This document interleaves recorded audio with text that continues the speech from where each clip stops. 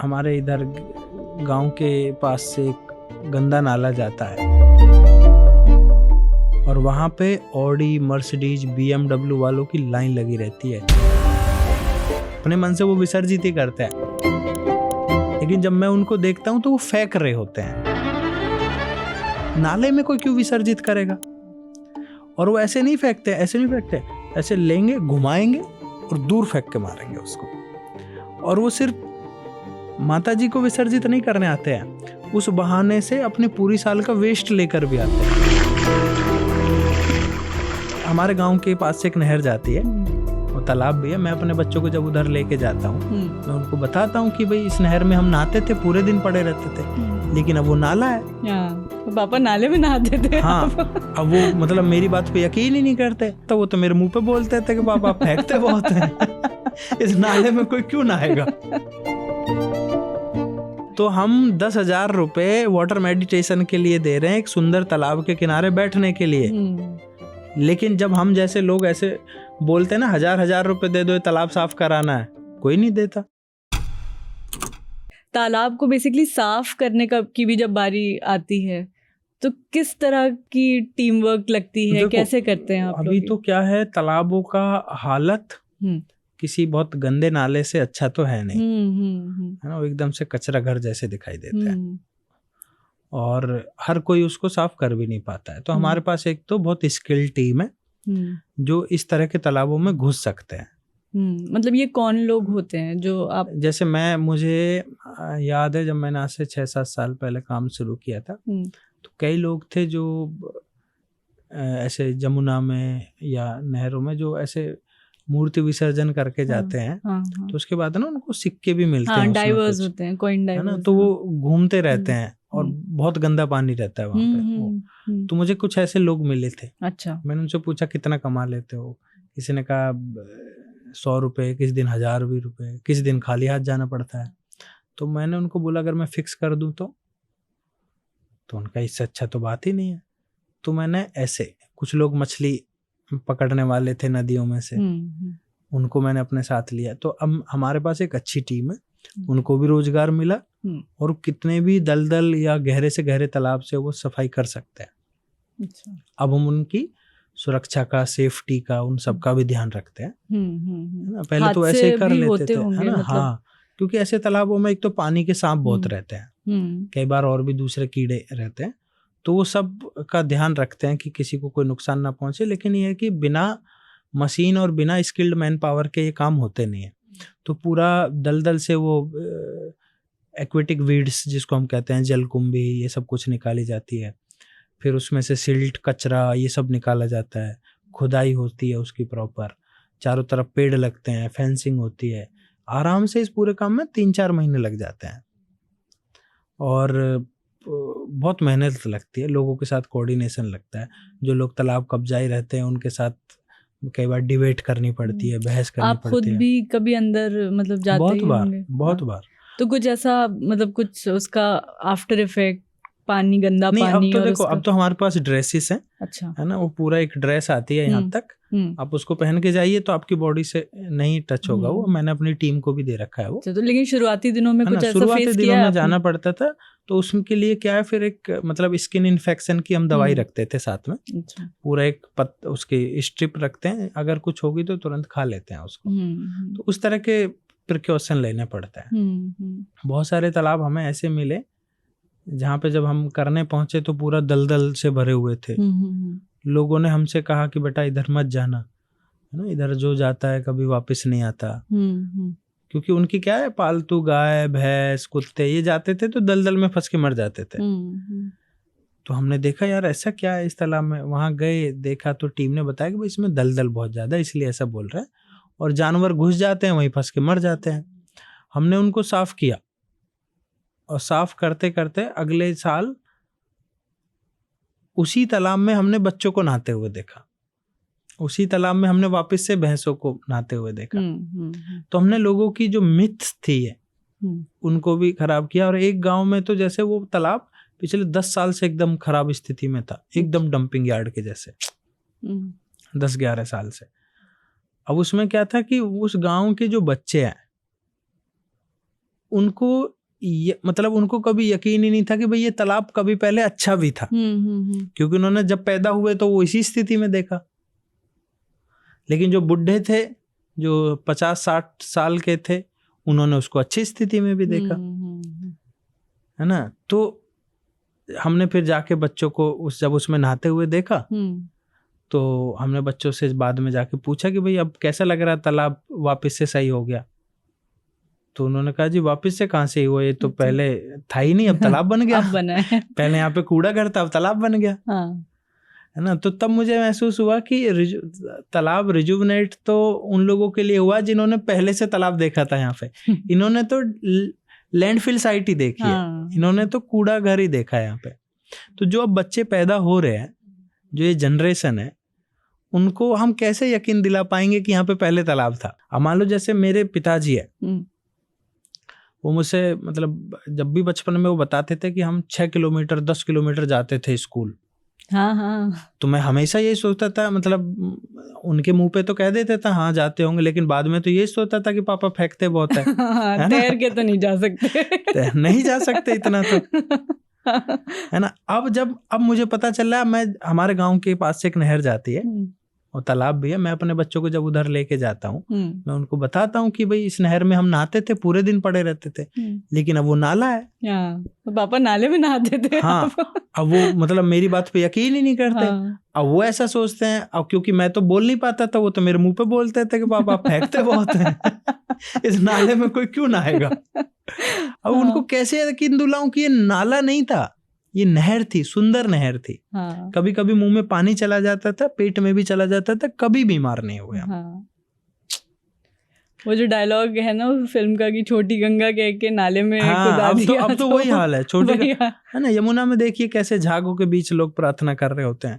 वो लोग कर रहे हैं, नए बच्चे नहीं करते। वो लोग कर रहे हैं जिन्होंने उसको साफ देखी थी। वो पहले भी उसी शिद्दत से करते थे, आज भी उसी शिद्दत से कर रहे हैं। ऐसे आपको शहर में 1000 संस्थाएं मिल जाएंगी जो आज आपको वाटर मेडिटेशन का ऑफर देते हैं। हाँ, वाटर मेडिटेशन एक नई, है ना, कि भाई आपको स्ट्रेस है, आप एंजाइटी में हैं, चलो हम आपको वाटर मेडिटेशन से क्योर करेंगे। करेंगे क्या? उसमें आपको एक तालाब के किनारे जाके बिठा देंगे। यहाँ नहीं बिठाएंगे, आपको लेके जाएंगे उत्तराखंड। हाँ, यहाँ कहाँ बैठा सकते हैं, क्योंकि यहाँ तालाब ही नहीं है। नाले के सामने बैठा देंगे। तो हम 10,000 रुपए वाटर मेडिटेशन के लिए दे रहे हैं, एक सुंदर तालाब के किनारे बैठने के लिए। लेकिन जब हम जैसे लोग ऐसे बोलते हैं ना, 1000 रुपए दे दो, तालाब साफ कराना है, कोई नहीं देता। 10,000 रुपए देते हैं वहां जाके। अच्छा, मतलब रिलीजन से अगर जोड़ें वाटर बॉडीज, कई बार ऐसा होता है कि वाटर बॉडीज में लोग क्योंकि जो श्रद्धा चली आ रही है, जो परंपरा चली आ रही है, उस हिसाब से चीज़ें अगर डाल रहे हैं, तो शायद जिस वक्त ये परंपरा शुरू हुई उस वक्त चीज़ें साफ थी, तालाब साफ थे, नदियाँ साफ थी। लेकिन अभी भी अगर लोग कर रहे हैं तो क्या उसको कैसे देखते हैं आप? देखिए, हर स्टोरी के पीछे ना अगर कोई कल्चर है या कोई रिचुअल है, तो आज चाहे हम उसको किसी भी नज़र से देखें, लेकिन पीछे कुछ ना कुछ उसका शुरू होने का कारण होता है। या तो वो साइंटिफिक रीजन होता है या उस समय की ज़रूरत होती है। आज जब मैं नवरात्रि के बाद हमारे इधर गांव के पास से एक गंदा नाला जाता है, गंदा नाला, और वहां पे ऑडी, मर्सिडीज, BMW वालों की लाइन लगी रहती है अपनी माता को फेंकने के लिए। मैं विसर्जित इसलिए नहीं कह रहा हूँ, हालांकि वो विसर्जित अपने मन से वो विसर्जित ही करते हैं। हाँ, लेकिन जब मैं उनको देखता हूँ तो वो फेंक रहे होते हैं। नाले में कोई क्यों विसर्जित करेगा? और वो ऐसे नहीं फेंकते, ऐसे लेंगे, घुमाएंगे और दूर फेंक के मारेंगे उसको। और वो सिर्फ माता जी को विसर्जित नहीं करने आते हैं, उस बहाने से अपने पूरी साल का वेस्ट लेकर भी आते हैं। अच्छा, जिसमें जूते, चप्पल और कचरा, राख सब होता है उसमें। अच्छा, अब हमें समझने की जरूरत यह है कि जब कभी ये कल्चर शुरू हुआ होगा तब वो जरूरत होगी और तब उसका कोई नुकसान नहीं रहा होगा।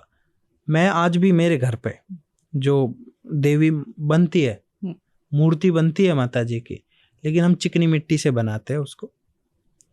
जब वो 9 दिन हो जाते हैं उसको एक बाल्टी में रखते हैं, पानी डालते हैं, फिर घुल जाती है वो। फिर हमने पीछे पालक, सरसों, मेथी बोई हुई है, उगाई हुई है, उसमें जाकर प्रभावित कर देते हैं। मिट्टी से निकले थे, मिट्टी में फिर चले गए। तो उस समय पे मिट्टियां की मूर्ति बनती थी, तालाब के किनारे सब जाते थे, तालाब में से मिट्टी लाते थे, चिकनी मिट्टी, उसकी मूर्ति की वो बनाते थे, उसकी पूजा करते थे, 9 दिन बाद वापस में तालाब में छोड़ आते थे। तो वो तो बहुत साइंटिफिक था कि जिस मिट्टी से निकले हैं उसी मिट्टी में मिल जाना है। लेकिन भाई प्लास्टिक तो उस मिट्टी से नहीं निकली है ना, अब ये कपड़े तो उस मिट्टी से नहीं निकले है ना। अब तो लोगों ने अपने कन्वीनियंस के हिसाब से टाइम बचाने के लिए हाँ वो डाल लिया। अब तो पूरा प्लास्टिक की माताजी आती हैं, पीओपी की माताजी आती हैं, है ना, मेटल की माताजी आती हैं, उसको लाके उसमें डाल देते हैं, फेंक देते हैं। तो आपको लॉजिक समझना होगा। इसलिए मैंने कई बार पढ़ा था कहीं पे, या तो ओशो का था या कहीं और का था, एक पीढ़ी की खराब आदतें अगली पीढ़ी में रिवाज बन जाते हैं। तो हमारी पिछली 2-3 पीढ़ियों की खराब आदतें थी जिसको अब हमने रिवाज मान लिया है। और आप जब वहां पे नाले में वो फेंक रहे हैं ना माताजी की मूर्तियों को, उन लोगों से पूछो क्यों कर रहे हैं, किसी के पास कोई जवाब नहीं है। वो ये कहते हैं कि ऐसा करते हुए आए हैं, इसलिए हम कर रहे हैं।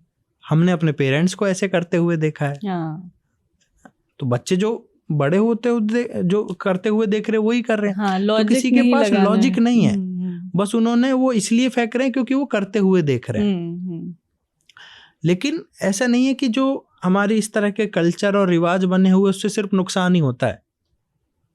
उससे मैं आपको फायदे की भी एग्जांपल दे सकता हूँ। ये बनाए फायदे के लिए जाते हैं, लेकिन धीरे धीरे इनका फिर जो है मार्केट के अकॉर्डिंग चेंज कर दिया जाता है उनको। भाई अभी जो मूर्ति बनाने वाले लोग हैं, प्लास्टिक की पैकिंग करने वाले लोग हैं, वो तो कभी प्रचार नहीं करेंगे कि आप मिट्टी की बनाइए और उसी में जाकर प्रभावित कर दीजिए, रोजी रोटी मार्केट बंद हो जाएगी उनकी। एक एग्जांपल मैं आपको देता हूँ। एक गांव है गुजरात में, कटुड़ा, जहाँ पे अभी हमने तालाब बनाया था। वहां पे जैसे 108 एक जगह वो लगे हुए हैं, बेल के पेड़, बेल पत्थर के पेड़, शिव जी की पूजा होती है उसके पत्तों से।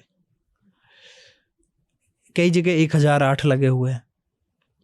ठीक है, तो मैं एक बार गांव वालों से पूछ रहा था कि इसका रीजन क्या है एक साथ इतने सारे पेड़ लगाने का, और सबकी जड़ों में इतना छोटा सा शिवलिंग, सबकी हर पेड़ की जड़ में इतना छोटा सा बस, और वो लगा। मैंने पूछा तो लोगों ने बताया कि यहाँ पे किसी साधु ने बताया था गांव में कोई ऐसी बीमारी हुई थी गर्मी के दिनों में जिससे लोगों की मृत्यु हो जा रही थी।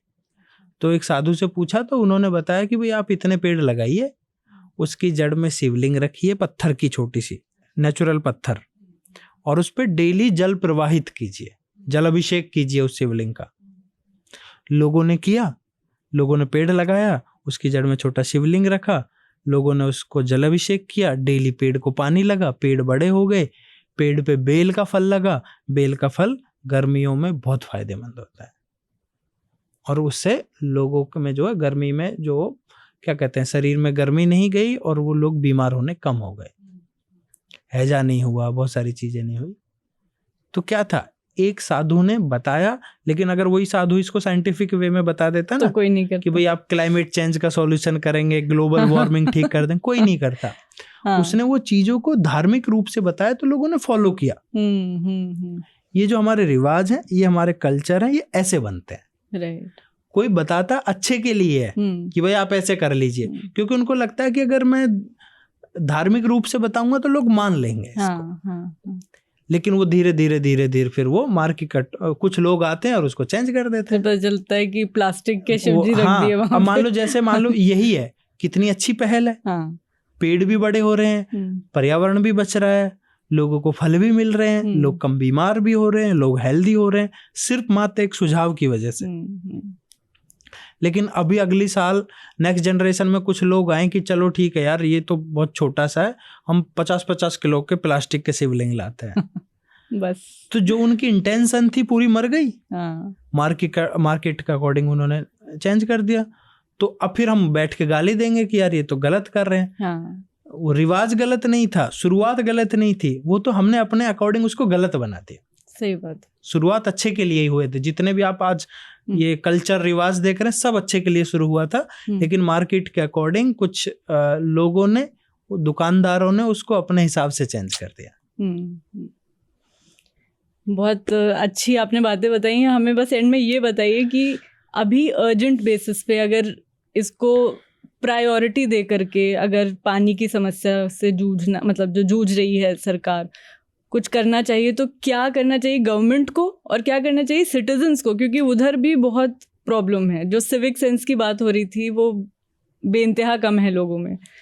देखो, लोगों को तो यही करना चाहिए कि सारी चीज़ों को अपना समझना पड़ेगा उनको, है ना। लोगों को ये समझना पड़ेगा कि आप किसी और के लिए नहीं कर रहे हैं।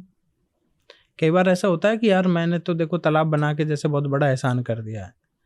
मैं अगर काम कर रहा हूँ मैं अपने लिए कर रहा हूँ, अपनी ही नेक्स्ट जनरेशन के लिए कर रहा हूँ, किसी का कोई इसमें रोल नहीं है।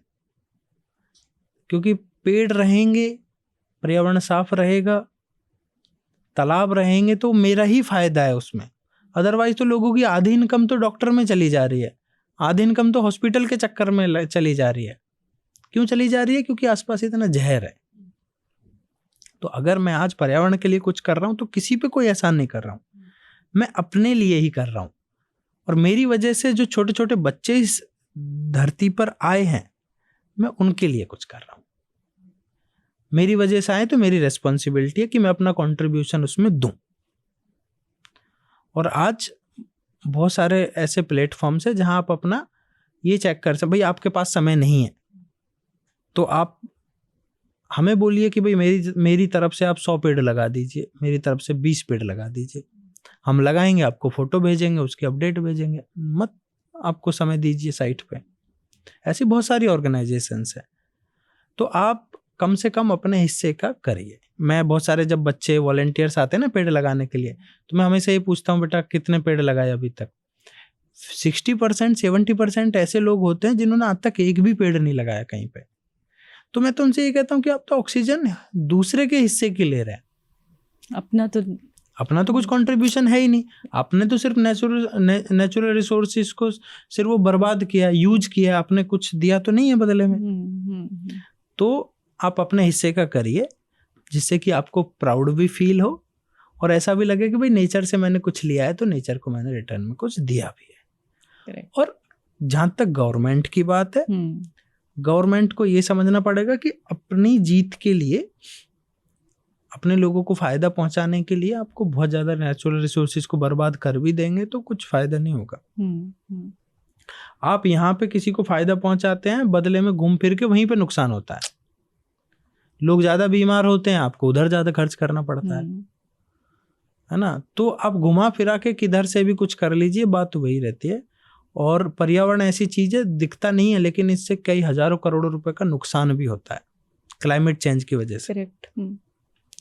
बहुत सारे किसानों की फसलें ऐसी हैं, जब फसल पकाव पे आती है ना, पकने वाली होती है, उसी दिन बारिश होती है ना। जब फसल पकने वाली होती है तभी तूफान आता है, जबकि किसानों ने वो फसल इस हिसाब से उगाई है कि उस 2-3 महीने के रेंज में कोई बारिश नहीं होती, इसलिए वो फसल उगाई है। लेकिन उसी 2-3 महीने में ज्यादा बारिश होती है। जहां कभी बारिश नहीं होती थी वहां ज्यादा हो रही है, जहां होती थी वहां हो ही नहीं रही है। तो इससे क्या हो रहा है? हजारों करोड़ रुपए का नुकसान हो रहा है।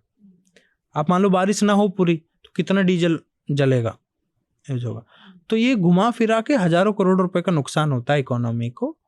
तो सरकार को भी ये समझना होगा, और सरकार को ये भी समझना होगा कि भाई नेक्स्ट जनरेशन के लिए हम भी अपना कंट्रीब्यूशन दें, उनको एक ऐसा इंफ्रा दें बना के जो पिछली सरकारों पर गर्व फील करें, ना कि बहुत शर्मिंदा हों वो। थैंक यू सो मच, बहुत अच्छी आपने उम्दा बातें कही, एंड होपफुली कुछ बेटर होगा, पानी की समस्या ठीक होगी with people like you. Thank you so much.